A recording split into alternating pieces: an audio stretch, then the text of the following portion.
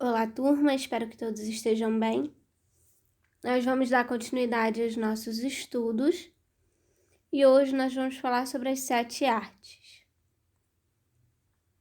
Nas nossas últimas aulas, nós falamos sobre as 7 maravilhas do mundo, tanto as do mundo antigo quanto as do mundo moderno. Lembra? Vimos ali em uma aula que houve uma lista feita na Grécia Antiga e que depois, no início dos anos 2000, houve uma campanha para se formar uma nova lista. Mas tanto na lista feita durante a Grécia Antiga, quanto na escolhida durante essa campanha dos anos 2000, elas vão trazer obras, que são monumentais, ou seja, são gigantescas, da arquitetura e da escultura. Mas a gente sabe que essas não são as únicas linguagens da arte. Nós já estudamos sobre as linguagens da arte lá no primeiro trimestre, lembram? Então a gente sabe que essas listas, elas escolheram essas obras que são monumentais, que são consideradas como monumentos, Como essas esculturas, essas obras de arquitetura, como as pirâmides, o Coliseu, o próprio Cristo Redentor, a estátua de Zeus na lista, no caso da lista antiga. Mas nós sabemos que existem várias outras linguagens da arte. Primeiro nós vamos falar um pouquinho sobre a figura das musas que a gente tem na mitologia grega. Nós somos as musas, deusas das artes e proclamadoras de heróis. No filme Hércules, nós temos a figura, temos as 5 personagens que são inspiradas nas musas da mitologia. Porém, na mitologia, nós temos 9 musas. Essas musas, seriam, na verdade, ninfas, e que eram filhas de Zeus com a deusa da memória. Elas teriam sido criadas para celebrar a vitória dos deuses sobre os titãs. No início o mundo era um horror, com os titãs gigantes espalhando o terror. Era o lugar do mal, não dava pé, ficou infernal. Com terremotos e vulcões reinavam caos total. Diz, garota! E logo veio seus raios atirou. E os maus encarcerou. Demais sozinho fez o caos terminar. Bom, então era assim, nós tínhamos os titãs que estavam causando, vários maus ali para a humanidade, vários males para a humanidade, e que foram derrotados por Zeus e por outros deuses. E as musas seriam ali uma forma, de comemorar essa vitória. Mas por que nós estamos falando sobre as musas numa aula que eu falei que nós vamos falar sobre as linguagens da arte? Bom, cada uma dessas musas, elas estão ligadas, cada uma delas, está ligada a áreas do conhecimento e da expressão.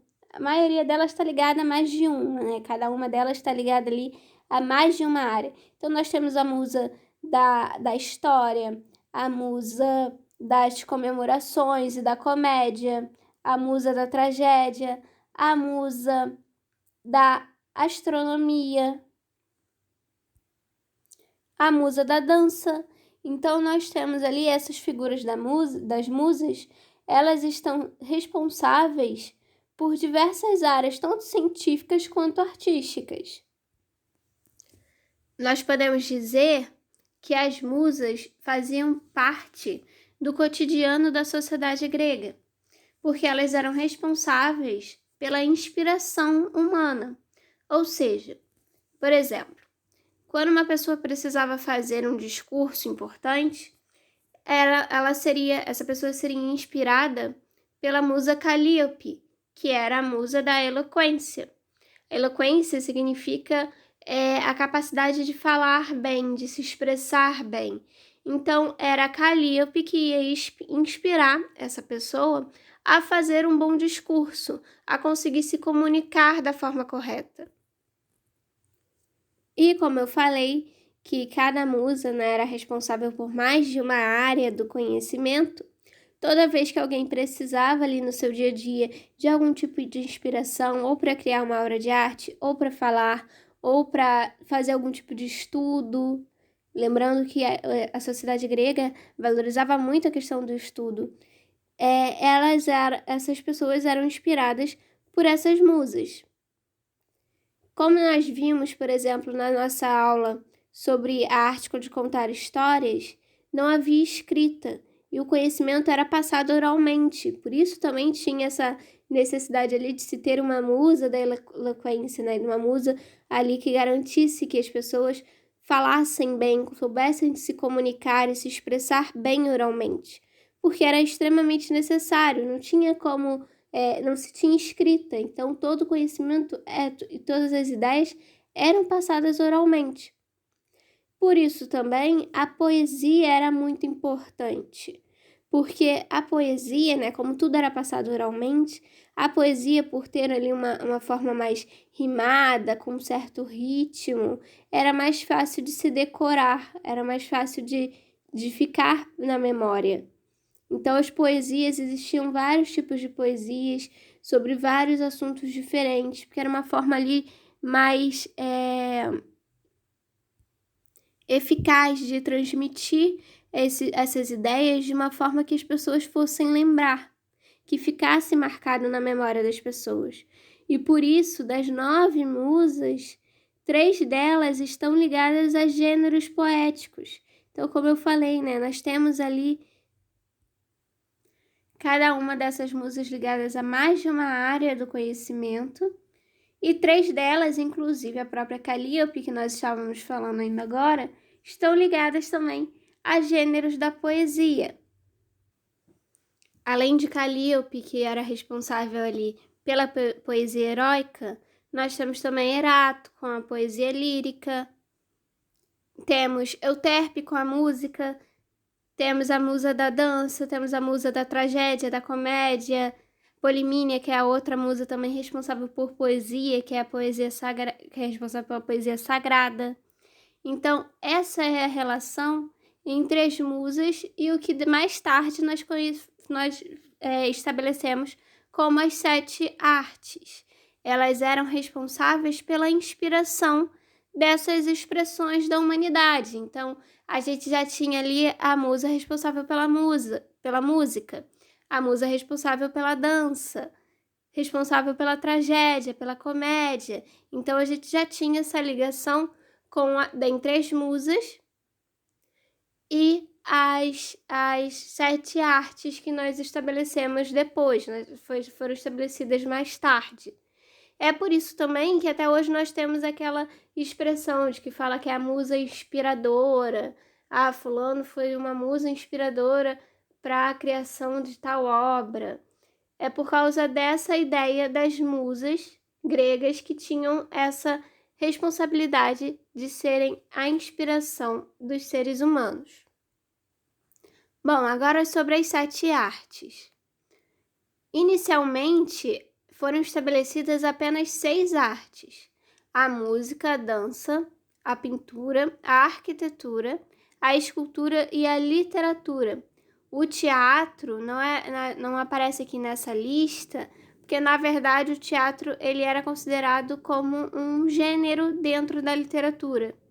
Então fazia parte da literatura. Seria o que nós chamamos hoje de dramaturgia, por exemplo. Então, nós temos a dança, que é a arte, né, que envolve o corpo e o movimento. A música, que é a arte ligada aos sons. A pintura, que vai envolver as cores e as texturas, né, ali no processo de se colocar a tinta na tela, né, de fazer essas imagens na tela. Então, a gente vai estar relacionando ali tanto as cores, como também as texturas, que você vai tentar representar ali, tanto com a própria textura da tinta, ou quanto quando você tenta fazer uma pintura que imite a textura da madeira, por exemplo. Se você vai pintar na sua pintura aparece algum móvel, feito de madeira e você tenta imitar aquela textura através do desenho e do uso da tinta. Temos a escultura, que é a arte que vai envolver a tridimensionalidade, ou seja, é aquilo que vai trazer essas figuras, essas imagens que são feitas geralmente ali na pintura, no desenho, vai tentar reproduzir imagens semelhantes, né? O próprio ser humano ali de uma forma tridimensional, com as 3 dimensões. Temos a literatura, que, como eu falei, o teatro vai fazer parte da questão da literatura. E além da narrativa, então a literatura, né, a gente vai ter a questão da narrativa. E com o teatro, além da narrativa, a gente também vai ter o desenvolvimento da representação. Então, a narrativa vai ser ali algo que está contando uma história, que já pode estar ligada à literatura. Mas com o teatro, a gente também vai ter a representação, que é como que você vai contar essa história de uma forma representativa, ali, né? Representando essa história numa apresentação teatral. Temos também a arquitetura, que muitas vezes a gente não pensa nela como uma forma de arte, mas ela é também, né, ali uma forma de se expressar artisticamente, fazendo uma construção. Então, por mais que talvez a gente pense em prédios mais ligados a... Quando a gente pensa, né, assim, em construções, a gente pensa mais em prédios do dia a dia, prédios de condomínio, ou prédios, né, comerciais, mas a arquitetura também é uma forma de arte, né? Aqui em Niterói nós temos muitas obras do Oscar Niemeyer, por exemplo, que é considerado um dos principais ali arquitetos, tão importante, e faz parte até da cultura, né, do nosso país e de Niterói também, né? Tem ali, temos ali obras feitas pelo Niemeyer, espalhadas pela cidade, como o próprio Museu de Arte Contemporânea, o Teatro Oscar Niemeyer, o Caminho Niemeyer. Então, foram ali que eram projetos, né, feitos por esse arquiteto. E a arquitetura, então, ela também é uma forma de se expressar artisticamente através desses projetos, dessas construções. E como nós já vimos em algumas das nossas aulas, o cinema é um tipo de arte que ele vai surgir ali por volta do início do século XX.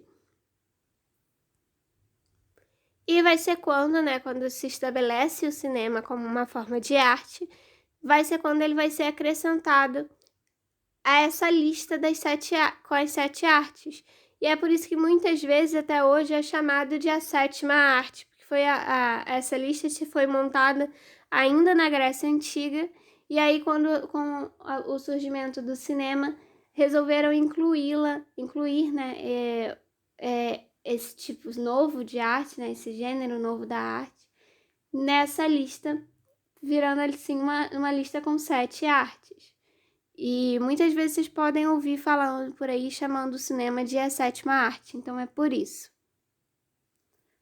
Bom, por hoje nós vamos encerrando por aqui. Na semana que vem a gente dá continuidade aos nossos estudos.